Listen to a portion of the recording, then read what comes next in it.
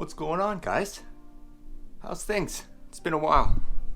Lighting is horrible. That's a little better. It's a little bright, but haven't done a lot on the buggy lately. So we are going to do a few little things. I got my little list here. I got 2 batteries because when I turn on all the light bars, that little battery that comes with stock, that bike motor, it doesn't hold up. So I got 2 more batteries. We'll make a little battery bank behind the seats. And the exhaust silencer, I want to, it's removable, but I silicone the inside, so I got to rip that silicone out so I can actually remove it. And the steering wheel extension. I just stacked a bunch of nuts on top of each other to extend the steering wheel out. Actually, I'll show you. Alright, this is what I was talking about with the steering wheel. I think it looks kind of cool, but it's iffy, you know? So I needed to extend it, so I just stacked on the nuts to extend it. So we'll actually weld a little piece in there, the little extension. So the silencer, I just put silicone all the way around there to kind of seal it, but it seals pretty good without the silicone.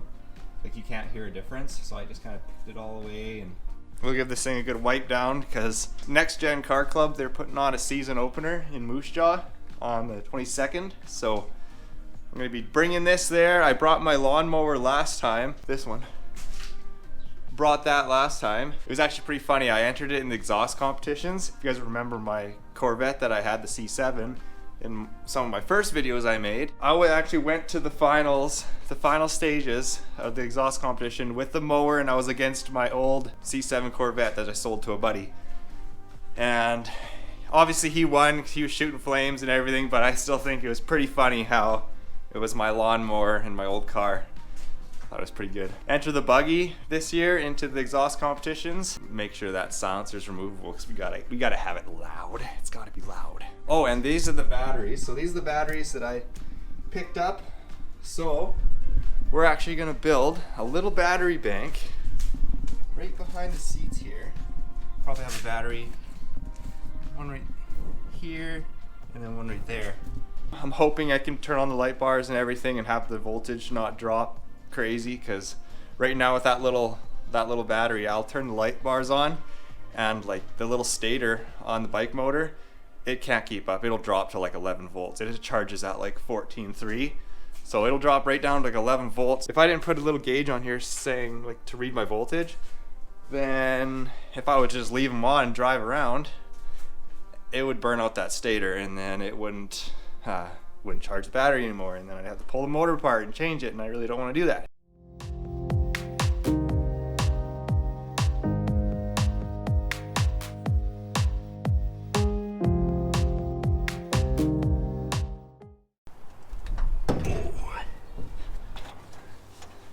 Alright, I'll build one right there. I don't want these to get in the way. One there maybe. Cut some of these little tabs off that I don't need. I think that would work good. I think I'll make it just like how I made the last one. Make a little tray for the battery that sits in, and then I'll just have a rubber bungee strap come around to hold the battery down, so I can just undo the strap, pull the battery out if I need.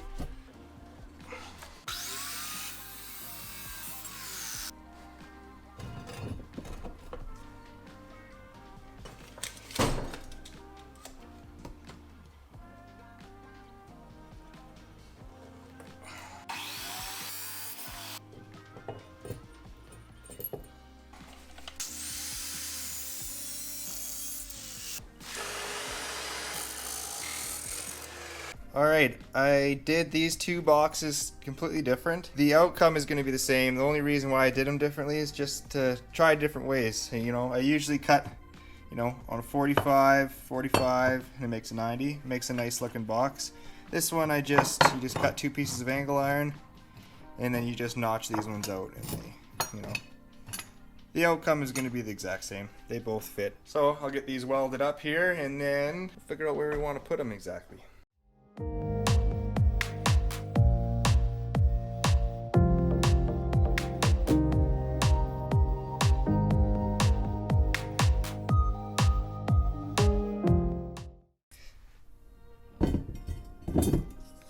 fits the batteries perfectly.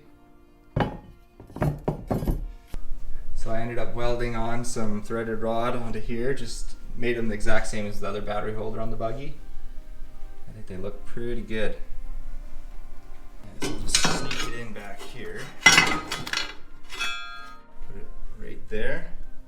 Just weld her on right there probably. This one I'll leave a gap underneath so these cables can run underneath. So it'll be a little bit higher, but yeah, I think it'll look sweet.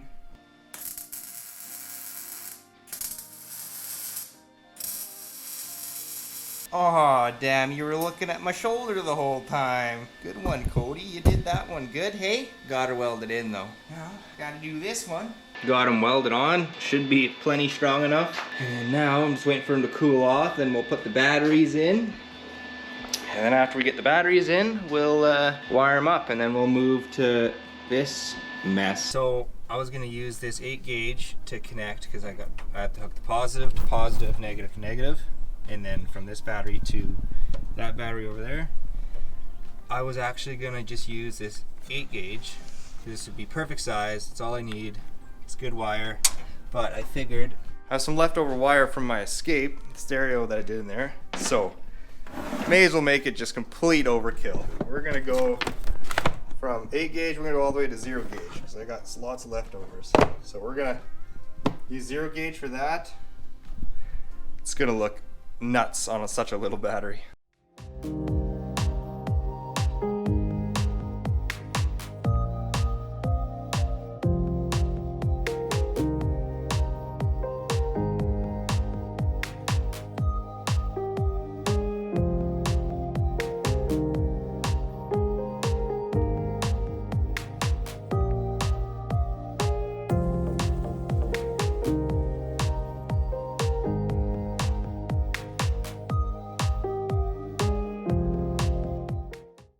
All done. Look at that. Nice and clean. Those cables are complete overkill, but it just looks so much better. Just want to take a quick second. Look at this dash in the sunlight. Ooh. That looks awesome. Now, we gotta take this hunk off, redo that. I'm gonna make another piece exactly like this, round piece, and then weld a piece of like round bar in the middle of it. So I need to cut out 2 of those circles. So I traced them on this piece of metal here. This is gonna be a pain, but I'll take a time lapse. It's probably gonna be like an hour long because I gotta cut it out with a grinder because I don't have a plasma cutter, which I should get one.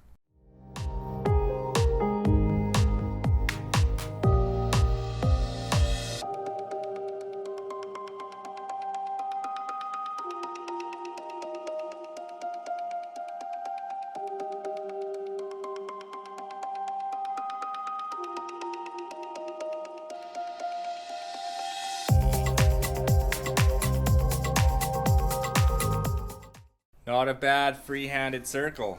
I'm actually really surprised it turned out that round. Perfect! Time for another one. Look at those circles. All that work for 2 goddamn circles. Alright. I marked out all my holes. Now drill out all these holes to that size. Here we go. Now I just need to eyeball this to about middle, weld all the way around there, cut it to the length that I want the extension to be, weld the other plate on the other end, bolt her in. I took a good guess. Looks straight, flat. There's the extension. Check that out. Looks good, nice and straight. Nice little extension there. Now I think I'm gonna pull into the garage, and then all this that's unpainted, I think I'm just gonna attack it with a paintbrush and black paint, so it just looks all the same.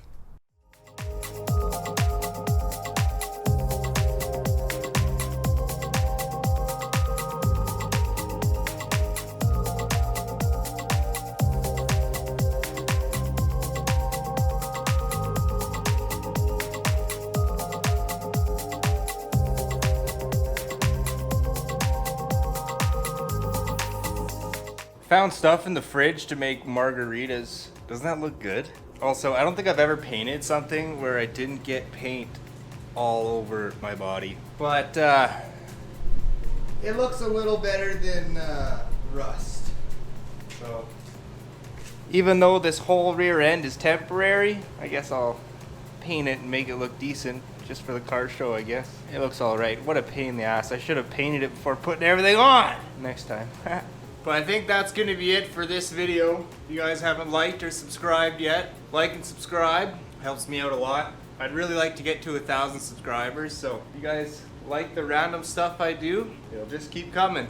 If it's not broken, don't fix it.